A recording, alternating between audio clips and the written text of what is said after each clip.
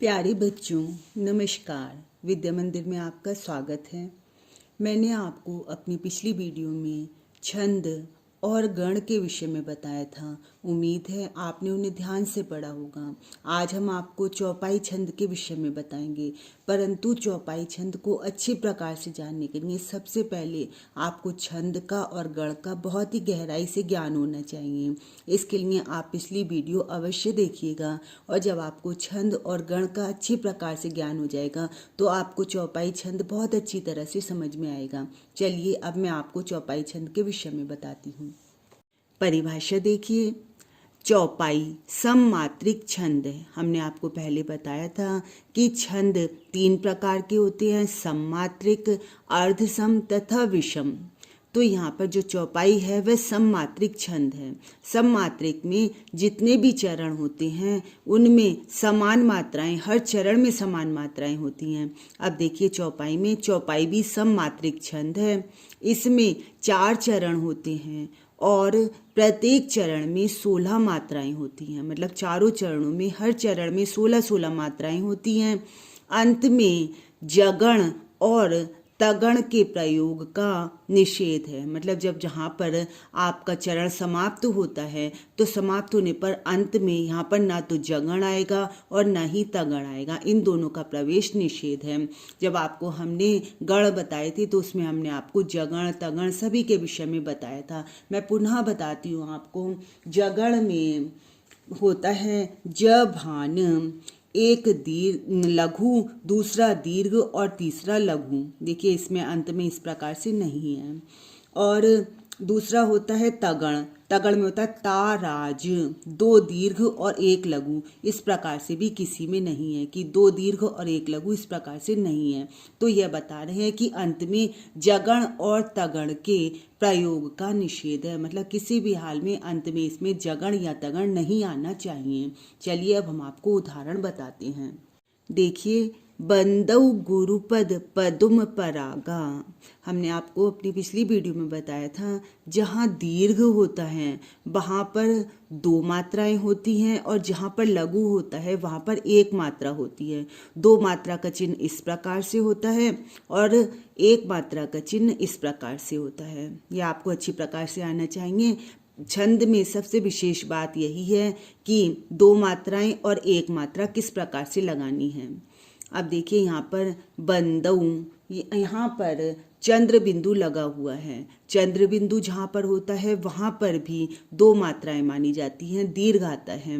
तो यहाँ पर देखिए बंदौ तो 2 और द छोटा तो अतः 1, ऊ छोटा ऊ 1, गुरु छोटा ऊ 1 1, प द दोनों में छोटा आ है, दोनों में लघु। पदुम यहाँ पर भी लघु, लघु और लघु। प यहाँ पर भी लघु। रा बड़ा आ है अतः दीर्घ, यहाँ पर गा में बड़ा आ है अतः दीर्घ। अब आप इनको गिनिए कि जहाँ पर दीर्घ होता है वह 2 मात्राएं होती हैं, तो इस प्रकार से, और जहाँ पर यह 1 मात्रा का चिन्ह है। अब आप इनको गिनिए 2 3 4 5 6 7 8 9 10 11 12 13 14 15 16 मात्राएं हैं। इसी प्रकार से इसके प्रत्येक चरण में 16 मात्रा हैं। यह आपको अब अच्छी प्रकार से स्वयं देखना है। इनकी गिनती करके आप देखिए प्रत्येक में 16 मात्राएं हैं। एक अन्य उदाहरण देखिए, सकल स्नेह शिथिल रघु कर के। यहाँ पर देखिए छोटा आ है, यहाँ पर भी सकल, तीनों में छोटा आ है तो यहाँ पर लघु हो गया। फिर स्नेह, यहाँ पर लघु, न में ए है, ए ऐ और ओ औ सब में दीर्घ होता है, तो यहाँ पर 2 मात्राएं आ गई दीर्घ की। फिर ह छोटा है यहाँ पर भी, फिर 1, शिथिल छोटी ई और यहाँ पर छोटा आ, तीनों में 1 मात्रा आ गई। रघु कर, र छोटा आ है यहाँ पर, घ में छोटा ऊ है तो 1 मात्रा, का में 1 मात्रा और रा में 1 मात्रा। का में ए है, मैंने अभी आपको बताया ए ऐ ओ औ में दीर्घ होता है तो यहाँ पर भी 2 मात्राएं आई। अब आप इनको गिनिए 1 2 3 4, 5, 6, 7, 8, 9, 10, 11, 12, 13, 14, 15, 16 मात्राएं हैं।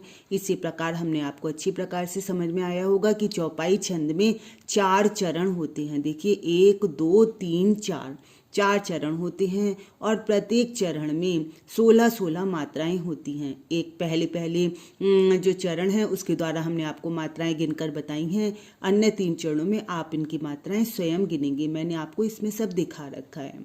अब देखिए अंत में हम स्पष्टीकरण में इस प्रकार से लिखते हैं, इस पद्य में प्रत्येक चरण में 16 मात्राएं हैं, अतः यह चौपाई छंद है।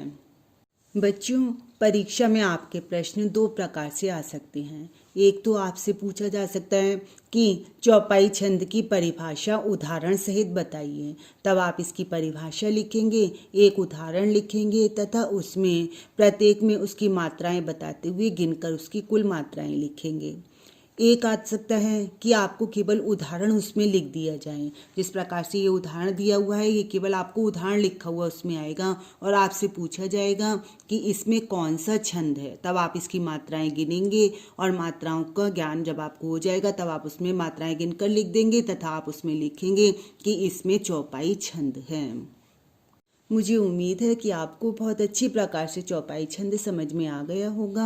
आप इसको और अच्छी प्रकार से समझने के लिए पिछली वाली वीडियो अवश्य देखिएगा। छंद और गण का ज्ञान गहराई से जरूर लीजिएगा, तभी आपके छंद का ज्ञान आपको बहुत अच्छी प्रकार से हो जाएगा। आपको कभी भी कोई परेशानी नहीं होगी और छंद अच्छी प्रकार से समझ में आने लगेंगे। आप मेरी वीडियो को लाइक और शेयर कीजिए। यदि अभी भी आपने सब्सक्राइब नहीं किया तो इसके रेड बटन को अवश्य दबाइए। धन्यवाद।